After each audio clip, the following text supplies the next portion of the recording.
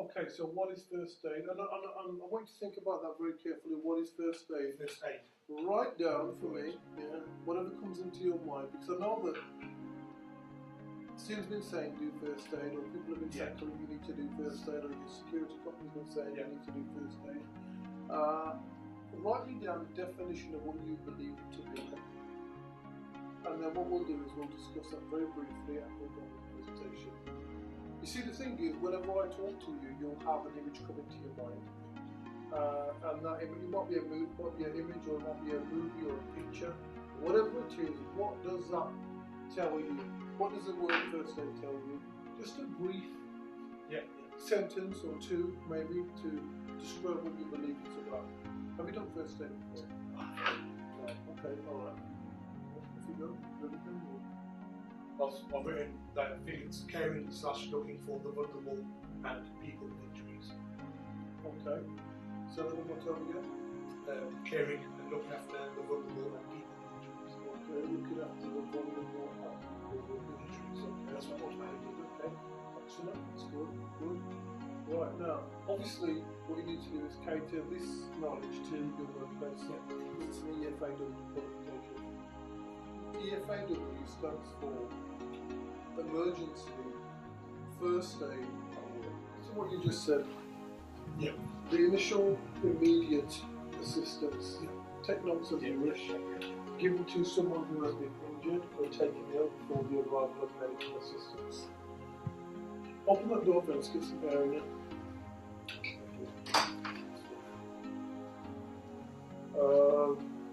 Before the arrival of medical assistance, so immediate assistance. You don't have to be qualified to assist someone.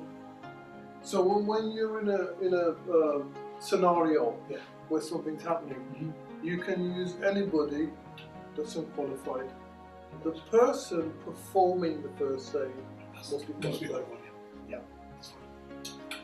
Okay, before medical qualified assistance. So when they qualified people come along, they take over, you're going to hand it over to them. So think about that process, what you will need to know as well. Alright, the aims are, 2, we're looking to preserve life, preservation of life, prevent the condition from worsening, and promote recovery.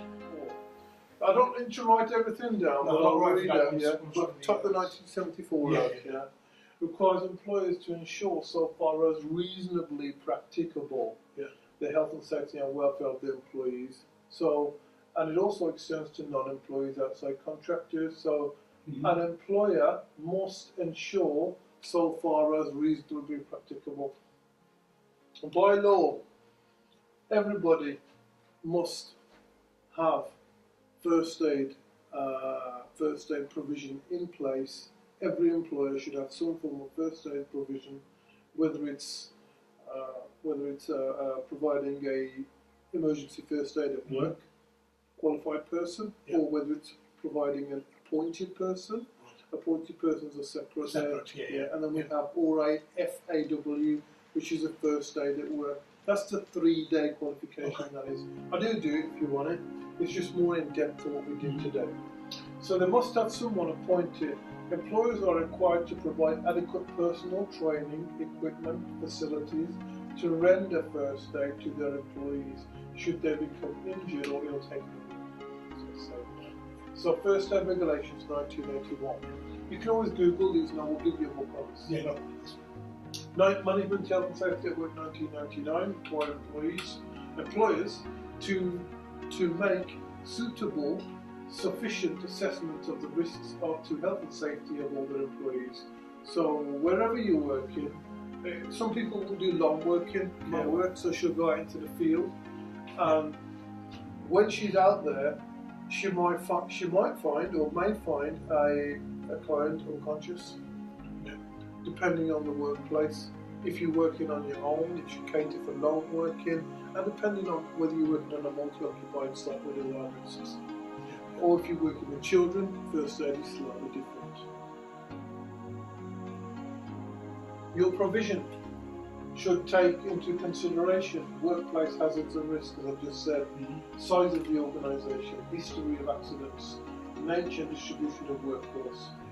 the remoteness of this site, long workers, as I've just mentioned, people that work alone, employees working on shared occupied sites, annual leave or other absences of first aiders. Now I know for a fact that's why your boss told you to come here.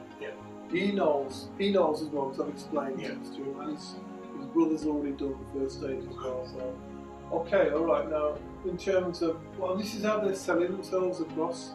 Not just saying we've got our SIA, but to say we've got our SIA, our first aid qualified. So if something happens, you don't want to be standing there. Of course not. I had a situation. It was at home actually, because knowledge is valuable.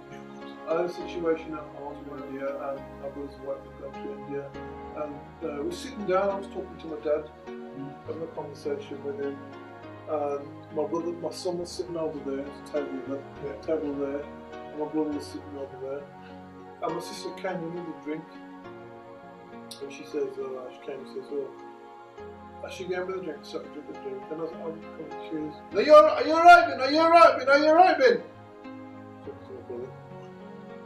Now, obviously, his eyes had closed. He had been coughing prior before. Alright, so he's like, you can hear a lot of coughing going on. Are you choking? Now, me, we cannot tell anybody. I got up, stood up, went over, because she said the word choking. I ran over, said, are you choking? And his face would turn blue, lips were blue. That's called cyanosis. So when I saw that, I said, get him up. We tried to lift him up because he was unconscious. We tried to lift him up. Couldn't lift him up. And then I said, put him on the floor. She grabbed his leg, put him on the floor. Airway. Just as I opened the airway, so I was just doing a head to chin lift, to check the airway and open the airway. It came around like that. So something as small as just getting the is a big, massive effect. It's huge, man. If I'd have left him there in that position, people don't think it's serious. In that position for a longer period of time, guess what would have happened? Shocked. There's no air going in. Permanent brain damage.